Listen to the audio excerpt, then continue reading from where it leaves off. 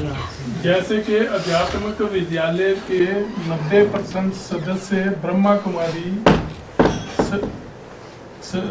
विद्यालय संस्था से सदस्य रह चुके हैं, लेकिन इसके बावजूद अध्यात्मिक विद्यालय के सदस्यों को ब्रह्मा कुमारी आश्रम में प्रवेश की अनुमति क्यों नहीं?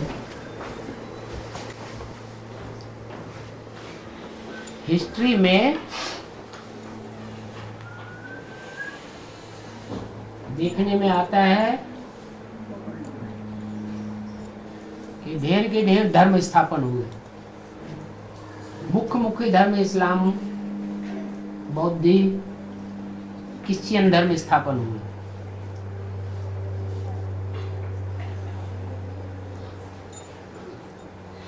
उनकी एक ही डाल बनी रही कि एक में से दूसरी डाल भी निकली। एक ही डाल दूसरी नहीं, दो डाले हो गए। क्या होता है कि पहले हर कार्य सतो प्रधान स्टेज में चलता है। बाद में जब गुरु मर जाता है, जो मुख्य संचालक है वो चला जाता है, तो उसके फॉलोअर्स मनमानी करने लग पड़ते हैं। तो फिर विरोधाभास जरूर पैदा होगा, फिर दो शाखाएं हो जाती हैं। हर धर्म में ऐसे ही हुआ। इस्लाम धर्म की दो शाखाएं हो गई। मोहम्मद आए, उन्होंने मुस्लिम धर्म बना दिया। जो भी इस्लामी मूर्तियों की पूजा करते थे वो सब बंद करवा दिया।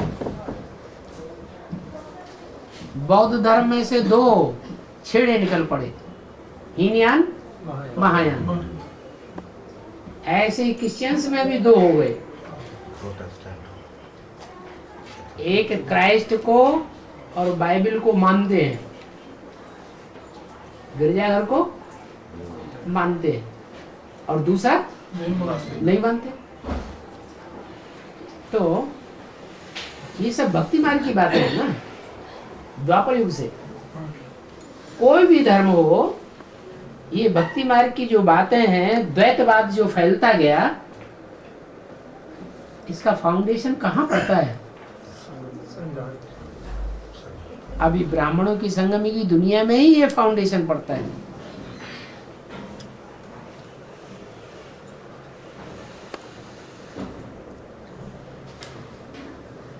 जो गुरु लोग होते हैं वो अपना अड्डा जमा के बैठ जाते हैं धर्म पिता की जाने के बाद। ऐसे ही ब्रह्मा बाबा ने जब शरीर छोड़ दिया, तो उनके जो फॉलोअर्स हैं उन्होंने अपना सिक्का जमाना शुरू कर दिया। उनकी बात मानेंगे तो चल सकते हैं, अगर नहीं मानेंगे, सिर्फ ब्रह्मा की मत पर, मुख की निकली हुई मत पर चलेंगे, तो गेट आउट। यहां एडवांस में जो ब्रह्मा के मुख से निकली हुई वाणी है वो ही तो फॉलो करते हैं। कोई ब्रह्मा कुमार कुमारी की तो डायरेक्शन को नहीं फॉलो किया जाता। बस यही गलती है। देहधारी गुरुओं की बात मानो 100% तो स्थान मिलेगा, अगर नहीं मानो तो गेट आउट। और बेसिक में जो अभी भी चल रहे हैं, बेसिक वालों ने, और बेसिक पढ़ाई पढ़ाने वाला जो निमित्त मुखिया था, उसने शुरुआत से लेकर के अंत तक बाप को पहचाना क्या? यज्ञ के आदि में भी बाप को नहीं पहचाना। पहचाना होता तो संस्था का नाम ब्रह्मा कुमारी विद्यालय नहीं रखा जाता। बाद में शिव बाप ने मुरली में इशारा भी दिया कि ब्रह्मा कुमारी विद्यालय लिखना रंग है, प्रजापिता ब्रह्मा कुमारी विद्यालय लिखो। फिर भी उनकी समझ में नहीं आया। प्रजापिता ब्रह्मा कुमारी विद्यालय तो लिख दिया, लेकिन अपन को प्रजापिता ब्रह्मा कुमार कोई भी नहीं कहते, न समझते हैं, सिर्फ ब्रह्मा कुमार कहेंगे।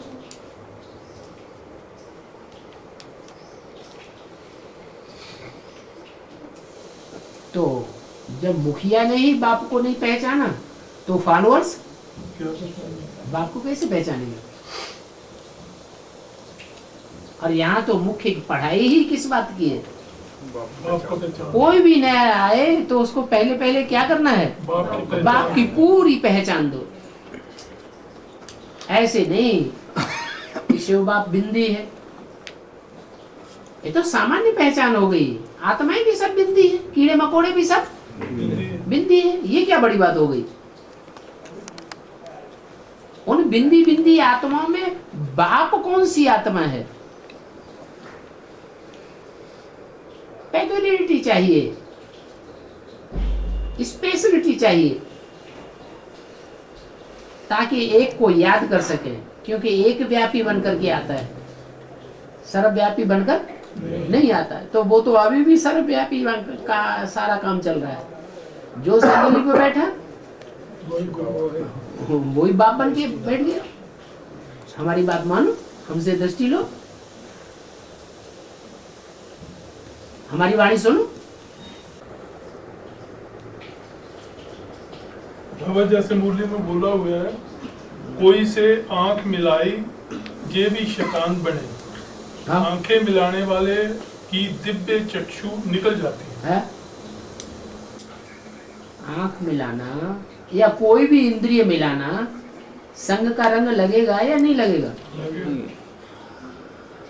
तो संग का रंग ऊंच से ऊंच का लेना चाहिए या कोई का भी लेना चाहिए? ऊंच से ऊंच का संग लेंगे, और वो भी हर जन्म में ऊंच से ऊंच का संग नहीं मिलता।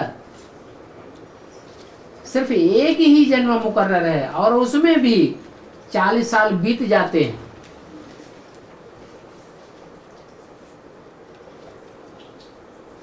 पूरी पहचान होने में 50 साल बीत जाते हैं, तब त्रिमूर्ति बाप का पूरा परिचय बाहर आता है। अरे बता दो वैसे ही हैं? माता ने भेजा हैं? माता ने भेजा तो पढ़ो और समझो और पूछो। लो दे दो कोई और माता को, पूछ लीजिए, आपने पढ़ लीजिए, पढ़ कर के पूछ लेंगे। बाबा बोल रहे हैं, पढ़ लीजिए।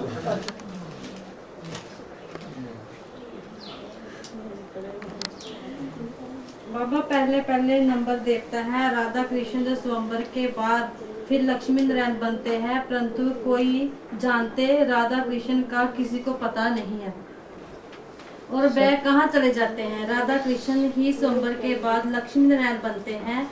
दोनों का अलग अलग महाराजों के बच्चे हैं। दोनों अलग अलग हो ना। बाप पूछते राम राज्य अब बाप आत्मा को कहते हैं मुझे याद करो तो तुम्हारे पाप कट जाएंगे। अगर लिखा है बाबा वहाँ की रस्म रिवाज कैसे चलती है, क्या ड्रेस पहनते हैं, शादी आदि कैसे होती है। जो देवी देवते की ड्रेस है हम देखते हैं वह तो सूक्ष्म है।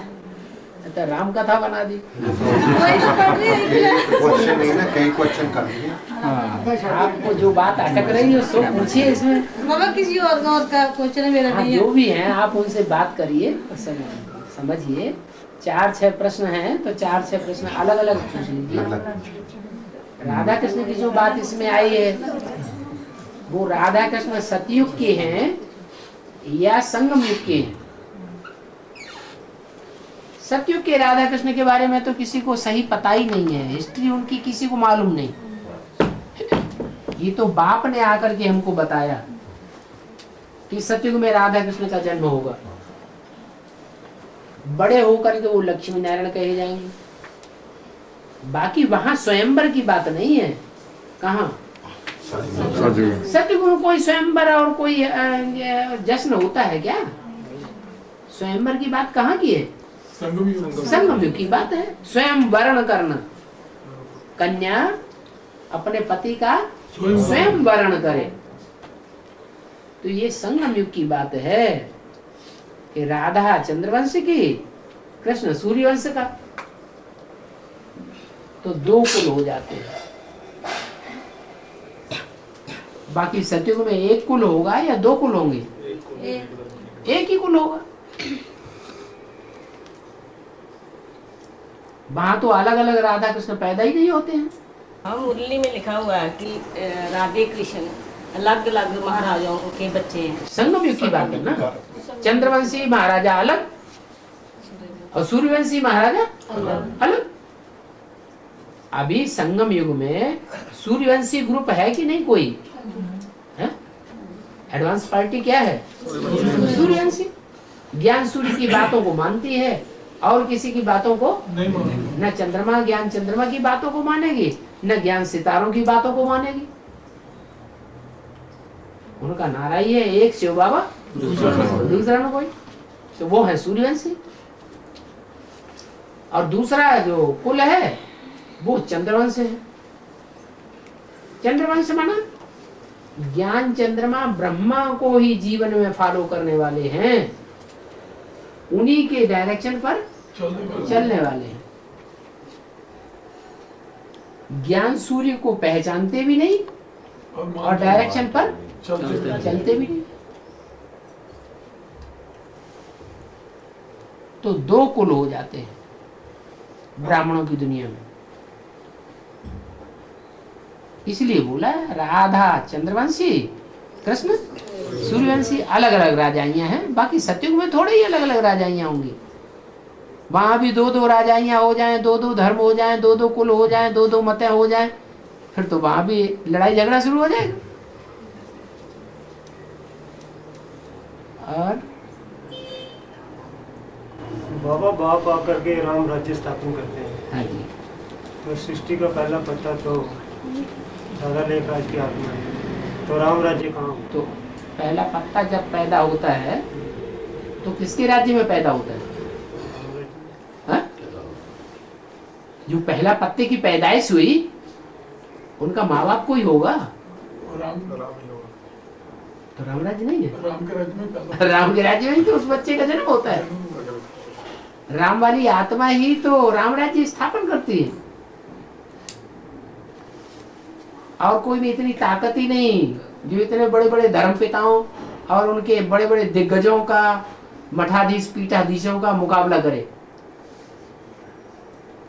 कोई धर्म पिताओं ने आकर के पुराने वंश परंपरा का मुकाबला किया ही नहीं, अपना धर्म स्थापन कर दिया। बस पुरानी परंपराएं जो की तो कुरीतियां चलती रही, उनका विरोध क्यों कोई ने नहीं किया।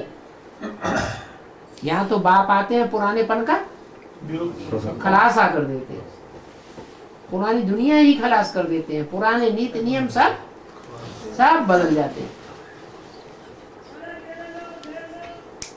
बाकी ये है कि बाप रावण राज्य में आकर के राम राज्य स्थापन करते हैं।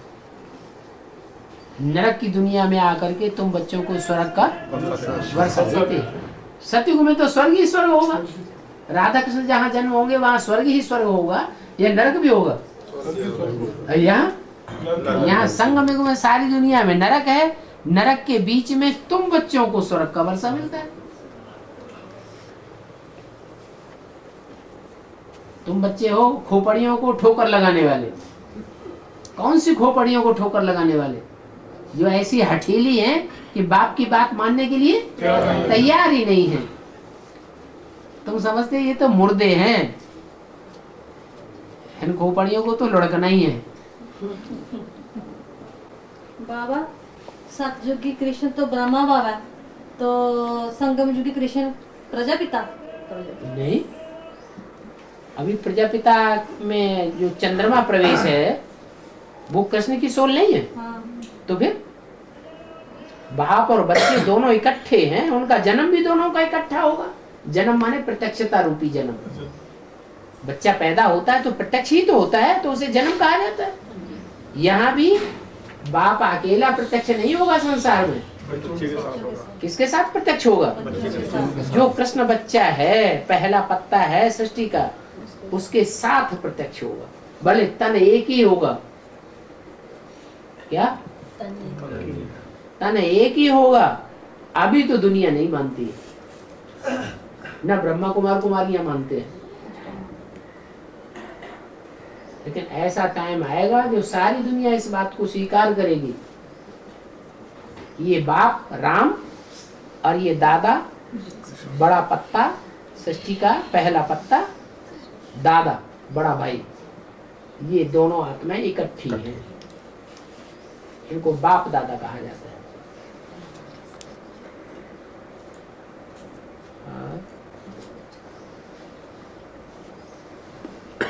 बाबा जी से मुरली में बोला हुआ है, एडवांस पार्टी तो साकार शरीर परिवर्तन कर सेवा कर रही है, लेकिन कोई कोई का पार्ट अंत तक साकारी और आकारी रूप द्वारा भी चलता है। साकारी पार्ट भी माने साकारी शरीर भी है, जैसे राम वाली आत्मा है, जगदम्बा वाली आत्मा है, उनका साकारी शरीर भी है और उसमें आकारी सोल प्रवेश करती है। तो आकारी पार्ट भी है, साकारी भी है तो आकारी भी है। उनको शरीर छोड़ करके आकारी पार्ट नहीं बजाना पड़ेगा। ब्रह्मा सरस्वती को शरीर छोड़ करके आकारी पार्ट बजाना पड़ा, सूक्ष्म शरीर के बंधन में बंध जाना पड़ा, जो दुनिया देख नहीं सकती। वो तो ऐसी बात हो गई जैसे जंगल में मोर नाचा, किसने देखा? तुम्हारा, तो इसलिए तुम्हारा शब्द इसमें लगाया हुआ है।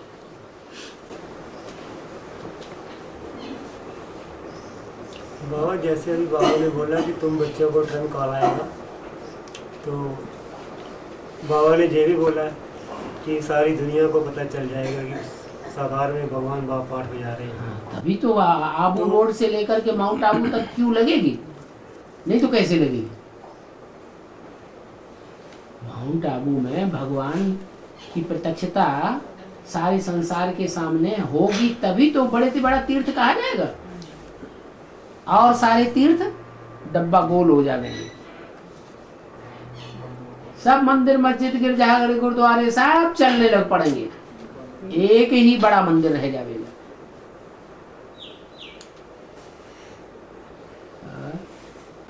कंपिल को भांजा शब्द से संबोधित किया गया शास्त्रों में। हाँ, इसका क्या मतलब? बहन का जा, जन्म दिया हुआ,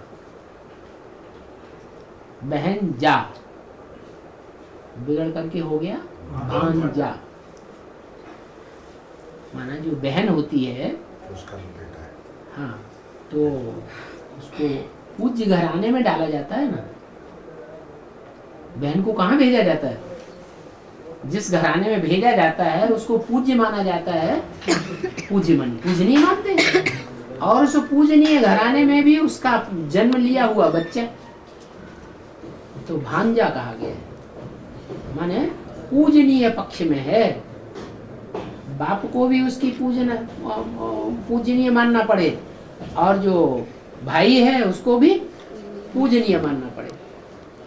तो जब शादी वगैरह होती है ना, तो बहनोई और भांजे की बहुत पूजा की जाती है, चिरौरी की जाती है। वो यहाँ की बात है, इसलिए शास्त्रों में लिख दिया है।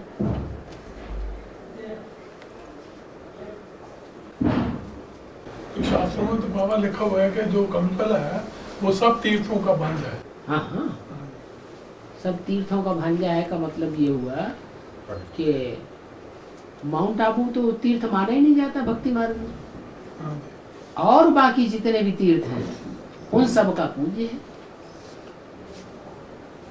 जैसे काशी नगरी है, तीर्थ स्थान है ना, हाँ जी, लेकिन जो तीर्थ स्थान है वो भक्ति मार्ग का है या ज्ञान मार्ग का है?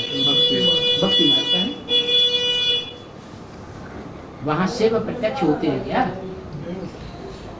फिर प्रत्यक्ष कहाँ होते हैं? वो प्रत्यक्षता होती कहाँ से है?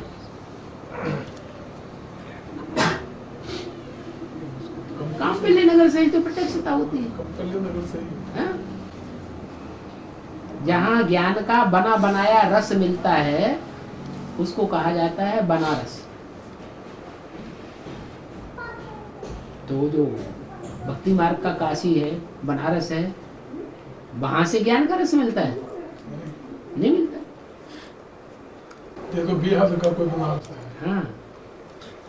और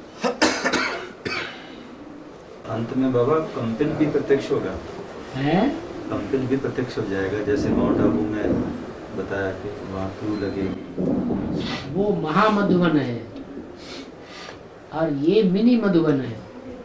कंपिल हाँ जी, जहाँ जहाँ मिनी मधुबन बनावेंगे वहाँ वहाँ बाप दादा आवेंगे। तो मिनी मधुबनों में पहला मिनी मधुबन कंपिल का बना, तो वहाँ बाप दादा ने अपना आठ बजाया। अब जहाँ जहाँ बनावेंगे बाबा आ गए। वहाँ वहाँ बाप दादा आवेंगे।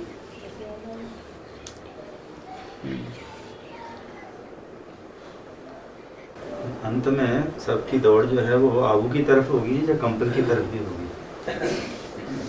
कंपिल की तरफ जो दौड़ है वो ज्ञानी तु आत्माओं की दौड़ है या सबकी दौड़ है? ज्ञानी तु आत्मा, वो समझेगी एडवांस पार्टी की बात को।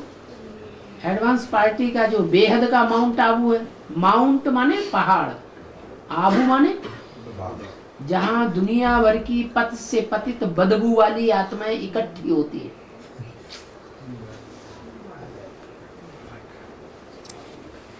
वहां नाम भी ऐसे ही रखे गए हैं, कायम गंध,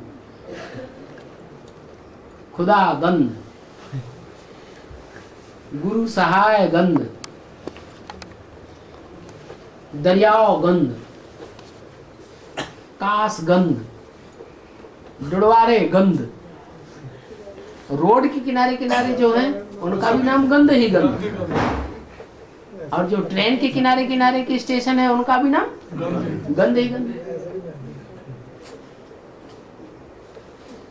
और जहां से वो रथ पैदा होता है उस गांव का नाम ही है अहमदगंज।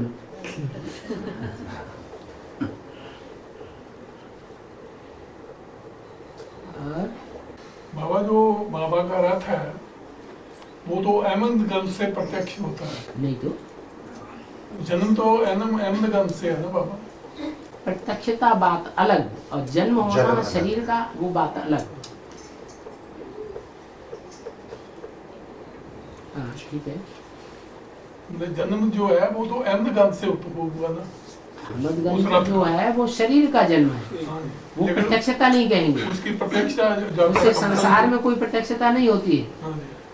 प्रत्यक्षता की जो शुरुआत है वो दो प्रकार का जन्म माना गया है। अपने यहाँ यज्ञोपवीत को भी द्विजन्म कहते हैं भक्ति मार्ग में। हाँ जी। ये दूसरा जन्म जो है कौन सा गाया जाता है? जब यज्ञोपवीत हो। डिविजल जन्म जिसको हाँ, कहते हैं। और पहला जन्म है, उससे पहला जन्म भी होता है।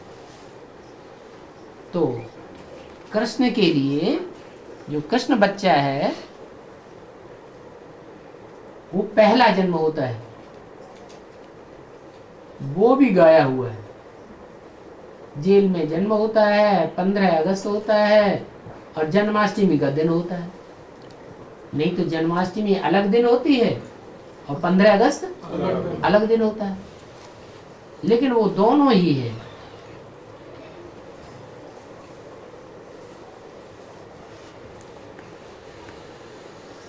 तो वो जो प्रत्यक्षता होती है पहले जन्म की, वो सन 98 की बात, अखबारों रेडियो आदि इनमें प्रत्यक्षता हुई। वो संपन्न जन्म नहीं है। ब्राह्मण बच्चे को संपन्न द्विजन्म तब कहा जाता है जब यज्ञोपवीत धारण कर ले। यज्ञोपवीत का मतलब 3 सूत्र धारण करे।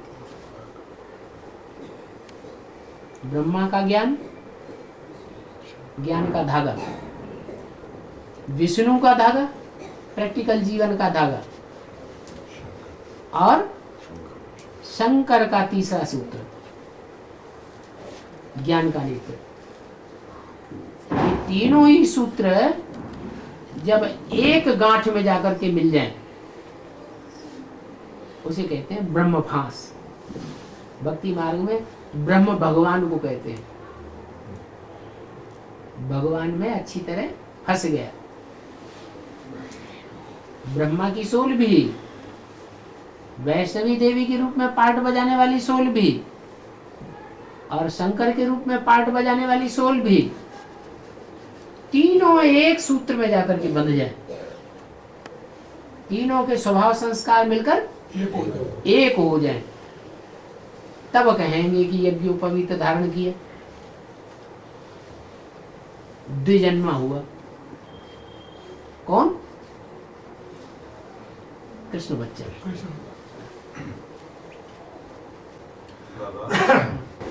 जैसे इशारे आए हैं व्यक्तिवाणी में कि 2008 में तीसरी मूर्ति जो है उसका प्रत्यक्ष होगी, उसका क्या क्लैरिफिकेशन है? VCD अभी रिसेंट ध्यान से सुन नहीं रहे हैं, इसलिए बार बार प्रश्न हो रहा है। कई जगह बताया है कि ब्रह्मा को प्रत्यक्ष होने में 16 साल 18 साल लगे। जी। शंकर की मूर्ति को भी प्रत्यक्ष होने में 8 साल लगे, 69 से लेकर के 77 तक। और विष्णु की मूर्ति को भी प्रत्यक्ष होने में 4 साल तो लगेंगे ही।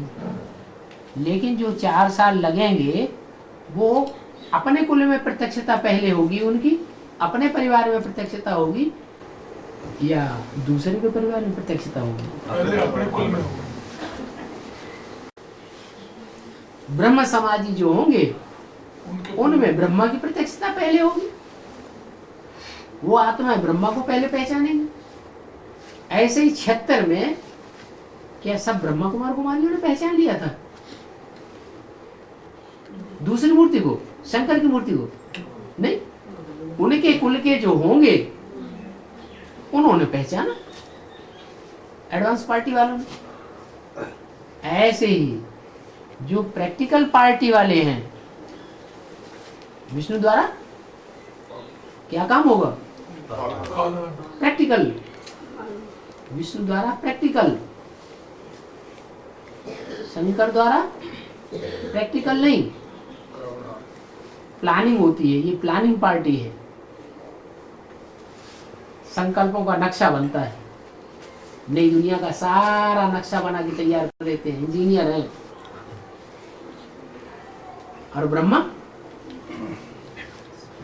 ब्रह्मा इंस्पिरेटिंग पार्टी, उमंग उत्साह देने वाली पार्टी। जैसे मकान बनाने वाला मालिक होता है, तो जो इंजीनियर हैं और जो मजदूर हैं वो अपने आप काम करते हैं क्या? उनको उमंग उत्साह इतना पैसा मिलेगा, मकान बनाओ, तभी तो बनाते हैं। तो ऐसे ही यहाँ उमंग उत्साह देने वाली पार्टी है। तो 2 पार्टियों का तो काम हो गया। उमंग उत्साह देने वाली ब्रह्मा सरस्वती जैसी आत्माओं की पार्टी, और प्लानिंग पार्टी, एडवांस पार्टी। बुद्धि की प्लानिंग बहुत जबरदस्त है, ज्ञान बहुत तीखा है, लेकिन प्रैक्टिकल नहीं है। प्रैक्टिकल कुछ भी देखने में नहीं आ रहा। तो नई दुनिया बनेगी कैसे? मकान जो बनेगा वो मजदूरों के सिवाय बन जाएगा क्या? प्रैक्टिकल पार्टी आएगी। प्योरिटी से ही सारा प्रैक्टिकल होता है क्या? प्योरिटी से होती है स्थापना, और इम्प्योरिटी से होता है विनाश। तो स्थापना का जो भी नई दुनिया का काम है वो प्रैक्टिकल पार्टी ही निकलती है। और वो प्रैक्टिकल पार्टी अपने पार्टी में, अपने परिवार के बीच में प्रत्यक्ष होगी, या एडवांस पार्टी में प्रत्यक्ष होगी? 2008 में तो 4 साल पूरे होते हैं, 8 में लेकिन प्रत्यक्ष कहाँ होगी? पहले अपने अपने परिवार में पहले प्रत्यक्ष होगी। प्रत्यक्ष हो। चंद्रवंशी जो राधा होगी वो अपने परिवार में पहले प्रत्यक्ष होगी। सब जानेंगे कि ये चंद्रवंशी राधा का पार्ट है। राधे के फॉलोअर कहेंगे राधे ही राधे।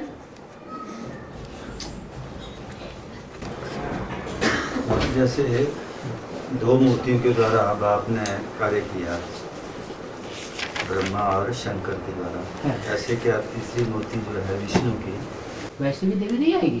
उसके द्वारा भी भगवान का उसमें भी प्रवेश करके जब उस मूर्ति प्रैक्टिकल पार्ट के लिए कोई प्रवेश करने की दरकार है? ज्ञान सुनाने के लिए तो मुख की दरकार है।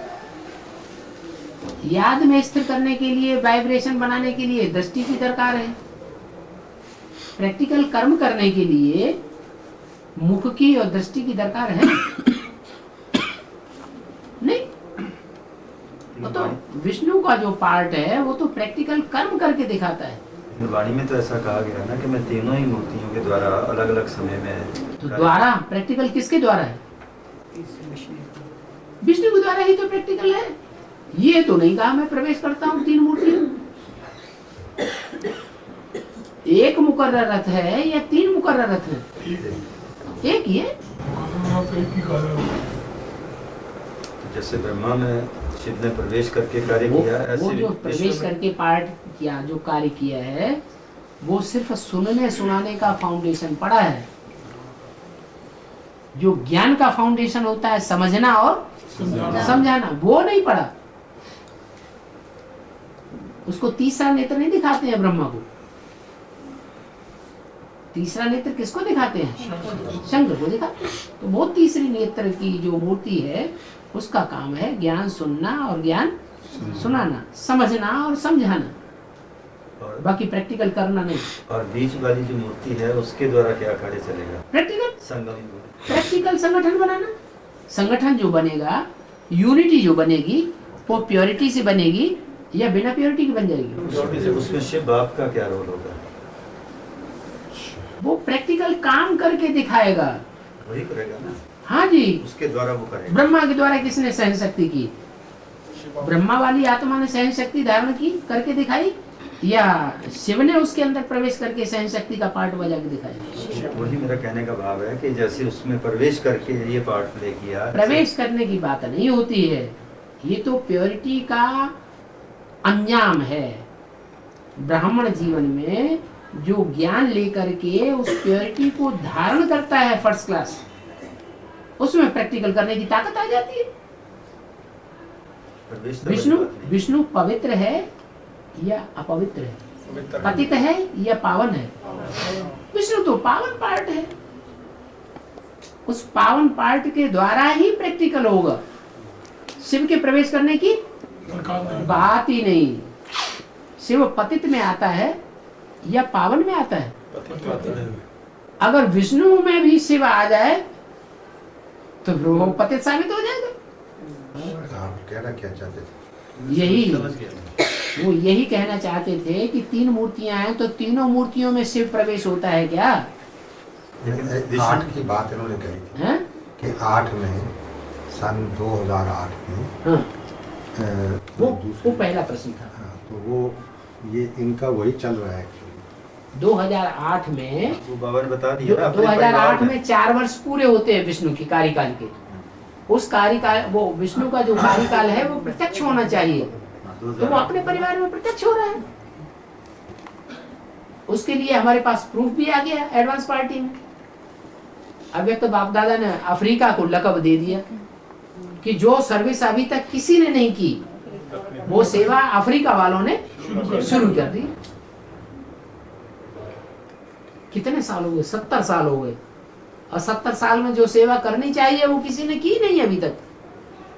न बेसिक पार्टी ने की, न एडवांस पार्टी ने की। बाबा वो मूर्ति वहीं रहेगी या माउंट आबू में आ जाएगी? विष्णु की जो मान्यता है वो विदेश में है या स्वदेश में है? हैं? कहाँ है? शंकर की तो मूर्तियां जो है, नग्न मूर्तियां विदेशों में भी मिली हैं। जैनियों ने उनको तीर्थंकर नाम दे दिया है। लेकिन विष्णु की मूर्ति विदेशों में नहीं मिलती। क्यों? क्योंकि विदेशी जितने भी हैं इस्लामी बौद्ध क्रिश्चियन सब असुर हैं। असुरों को विष्णु तरजीह नहीं देता। वो तो देवताओं का पक्ष है। वो देवताओं का पक्षधर है सदैव। और ब्रह्मा की गोद में चाहे जो आ जाए, जो मर्जी आए। ज्यादातर असुर ही आते हैं। असुर तपस्या करते हैं, ब्रह्मा की चरौरी करते हैं और उनको वरदान ब्रह्मा द्वारा मिल जाता है। एक शब्द आता है सर्वशक्तिमान है। और दूसरा शब्द आता है सर्वशक्तिवान। वान और मान नहीं कहना चाहिए, वान कह, जैसे धनवान। कई जगह वो सर्वशक्तिमान मान जो बोलते हैं वो गलत शब्द हो गया। सही शब्द वान सर्वशक्तिवान। कई जगह हमने ये बेसिक में पढ़ा है ना सर्वशक्तिमान। जैसे धनवान, तो मान शब्द का कोई अर्थ नहीं है। धनमान कहते हैं कोई, धनवान कोई नहीं कहता, धनवान कहते हैं। ज्ञानमान कहते हैं नहीं? बिगाड़ लिया हैं? शब्दों को बिगाड़ देते हैं। बिगाड़ लिया ना। तो बाबा एक शब्द हम संबोधन करते हैं जैसे जी, लेकिन बाबा के लिए हम ये शब्द यूज नहीं करते हैं।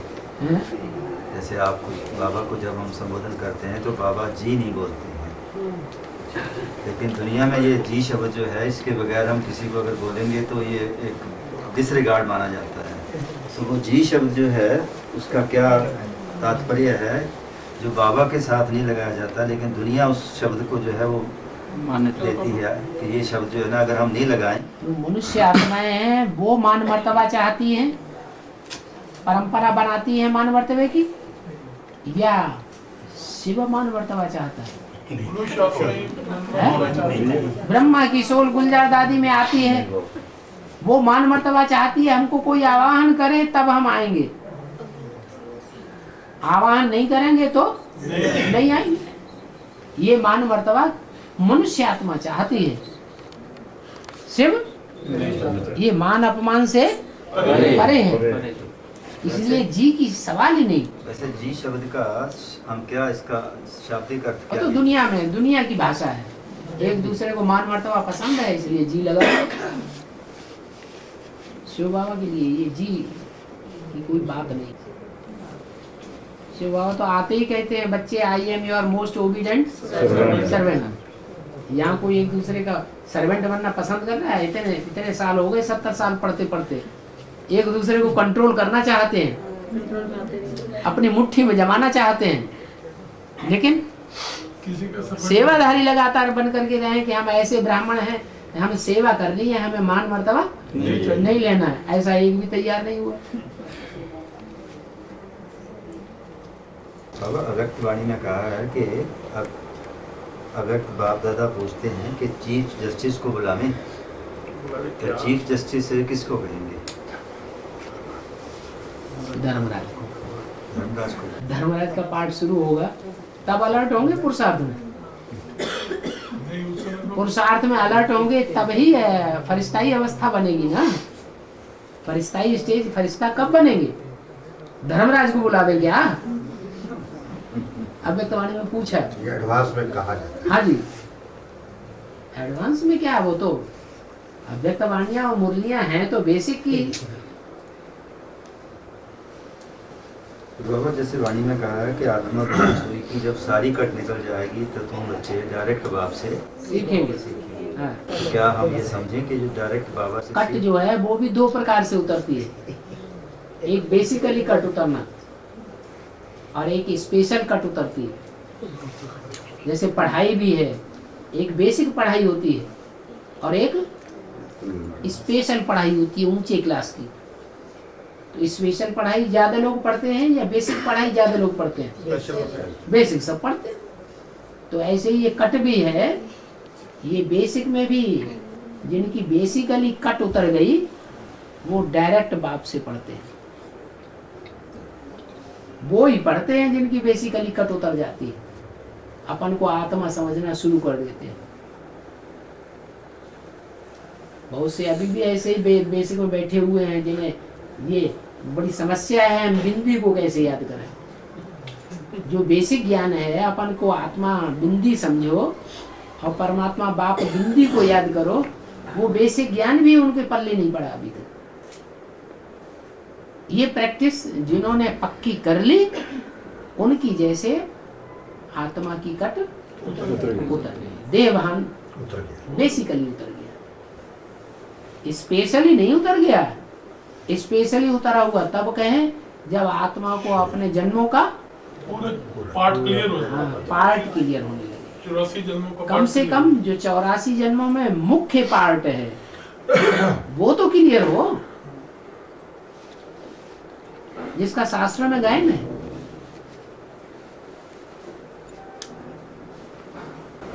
बाबा जैसे सूर्य, चंद्रमा और ध्रुव तारा, तो सूर्य और ध्रुव तारा,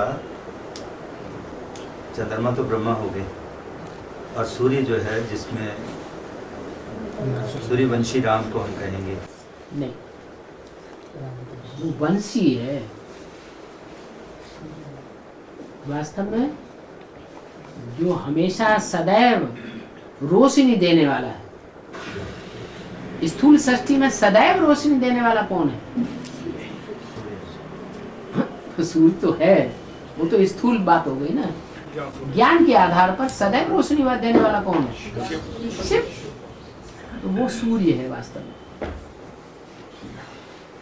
और जो सितारे हैं, ध्रुव तारा फिर प्रजापिता को। तुम बच्चे हो सितारे। सारे सितारे किसके आसपास घूमते हैं? नाटक होता है, ड्रामाबाजी खेलते हैं, तो सारे जो एक्टर्स हैं वो किसके आसपास घूमते हैं? हीरो पाटदारी के आसपास घूमते हैं। तो ये जो धरती के सितारे हैं वो आसमान के सितारे हैं।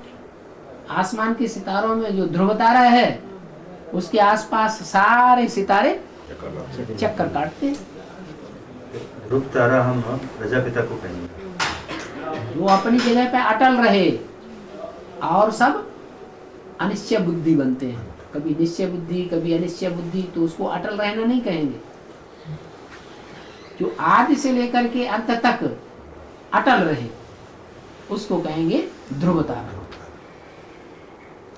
अब दुनिया में जैसे पारस के बारे में अब वर्णन आता है कि पारस एक ऐसा पत्थर है जिसके नजदीक जाने से कोई भी चीज सोना बन जाती है। कोई चीज नहीं, लोहा।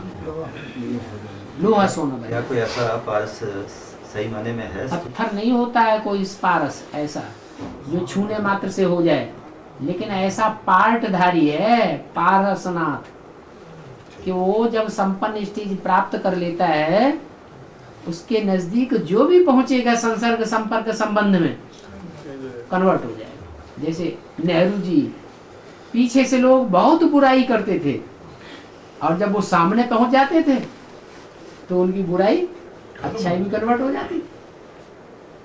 माना उनके वाइब्रेशन का प्रभाव पड़ जाता है। सबसे पावरफुल चीज है वाइब्रेशन। तो जो संपन्न आत्मा बनती है पहले नंबर की, उसके वाइब्रेशन इतने तीखे होते हैं, उस वाइब्रेशन में जो भी आवेगा वो चेंज हो जाएगा। तो उसका भक्ति मार्ग में पारस पत्थर कह दिया है। बाकी ऐसा कोई पारस पत्थर न किसी ने देखा है और न कोई ऐसे, तो सारी दुनिया का लोहा सोना बन जाएगा। प्रजापिता के लिए ही पारस शब्द है। हाँ जी। बाबा वो पाठ कब चलेगा? कब चलेगा? जब संपन्न बनेगा। अभी सोने का लिंग कहें, हीरे का लिंग कहें, पत्थर का लिंग कहें या ताम्र लिंग कहें, लिंग तो है, उसमें शिव ज्योति बिंदु प्रवेश तो करता है, लेकिन है किस स्टेज में? सतो प्रधान स्टेज में है या तमो प्रधान स्टेज में? सतो प्रधान स्टेज में। फिर तो शिव बाबा को चला जाना चाहिए।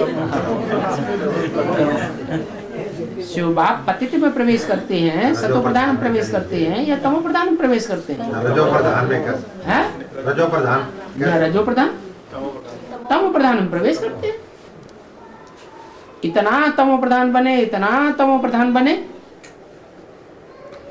एक टाइम ऐसा भी आएगा कि सारी दुनिया का ध्वंस कर देगा। इसलिए मुरली में बोला है, स्थूल दुनिया का मुरली में बोला है, इसलिए बहुत तंग करेंगे तो विनाश करा दूंगा। विनाश का, स्थूल दुनिया का विनाश कराए दूंगा। ये शिव की सोल कहे या रामकृष्ण की सोल कहे, रामकृष्ण की सोल कह सकती है ये बात, विनाश कराए दूंगा। शिव बाबा को तो गुस्सा आता ही नहीं, सदा कल्याण करे। है वो तो सदा ही सदा सदा ही शिव है।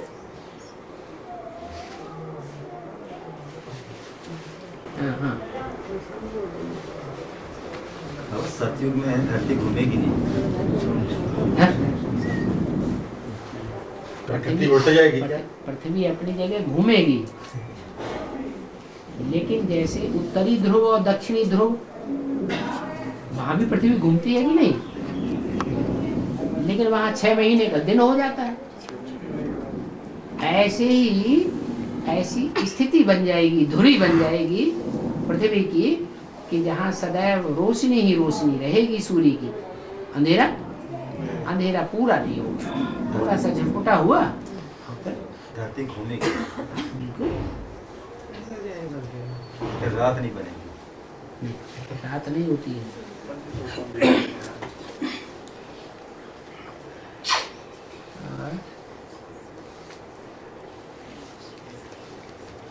बाबा जैसे मुरली में लिखा है, सब कहते हैं श्री कृष्ण भगवानुवाच, तो फिर श्री कृष्ण पहले आता है, गीता पीछे हो जाती है। अब गीता का रचयिता जरूर चाहिए, परंतु श्री कृष्ण तो छोटा बच्चा था, वह गीता सुना न सके। ये सिद्ध करना होगा कि गीता को जन्म देने वाला कौन है। गुहिया बातें भारत में जो कुछ रौला है सो इसी बात पर है। सारी की शूटिंग कहाँ होती है? अरे झूठी गीता सच्ची गीता कहते हैं ना, तो झूठी गीता भी है तो सच्ची गीता भी है। झूठी गीता से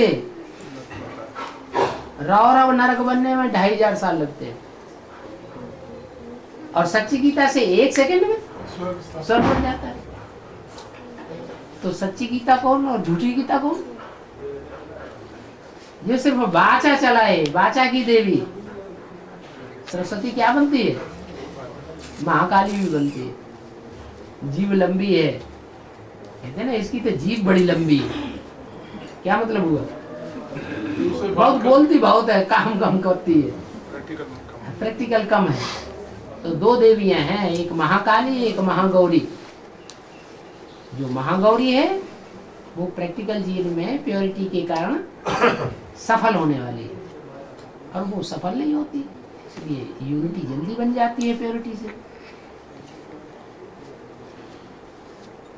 वो सच्ची गीता और वो झूठी गीता। झूठी गीता मनुष्यों ने बनाई, और सच्ची गीता अरे सच्ची गीता शिव ने बनाई। और जैसे वाणी में कहा है कि रावण है ये गुरु लोग, इनमें भी कोई एक तो मुखिया होगा। 5 विकारों का भी बाप कौन है? देवान। तो गधा दिखाया ऊपर। काम क्रोध लोभ वो अहंकार श्रावण के 5 से, उनका भी बाप शुरुआत कहाँ से होती है? 5 विकारों की, देवान से। तो बाप है।